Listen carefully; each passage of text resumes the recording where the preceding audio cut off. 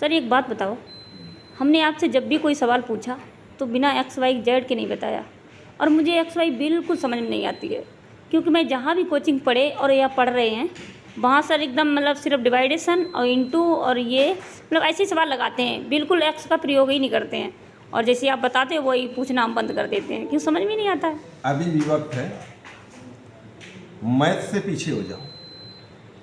देखो, जहाँ भी तुम पढ़े हो उन्होंने X Y Z A B C D इन चार पदों का प्रयोग नहीं किया और ऐसे ही गणित बताई।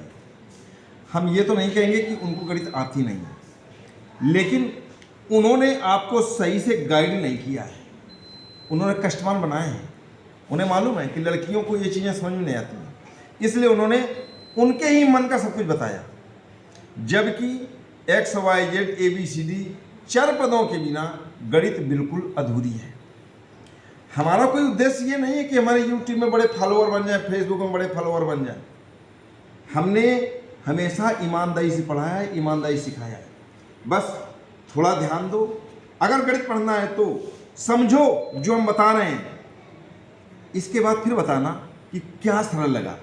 इन चीज़ों को अगर नहीं सीखोगे तो गणित कभी सीख ही नहीं पाओगे, रट भले जाओ, ठीक है ना। हमने आपको पिछली बार सवाल बताया था 1 से लेकर अनंत तक की संख्याओं का योग निकालना। हमसे तुमने पूछा था 1 से लेकर 30 तक की संख्याओं का योग कैसे निकाला जाएगा। तो अगर हम उनकी तरह बताएंगे तो सिर्फ 30 तक का ही योग निकाल पाओगे। अगर फिर बता दें 1 से 50 तक की संख्याओं का योग निकालना कैसे, तो 1 से 50 तक की संख्याओं का योग नहीं निकाल पाओगे। अगर ये बता दिया तो ये निकाल पाओगे, 1 से 60 तक की संख्याओं का योग नहीं निकाल पाओगे। यानी कोई सूत्र नहीं बना पाओगे, बिना चर पदों के बिना कोई सूत्र नहीं बता पाओगे। हमने ये कहा था, तुमको कठिन क्यों लगा?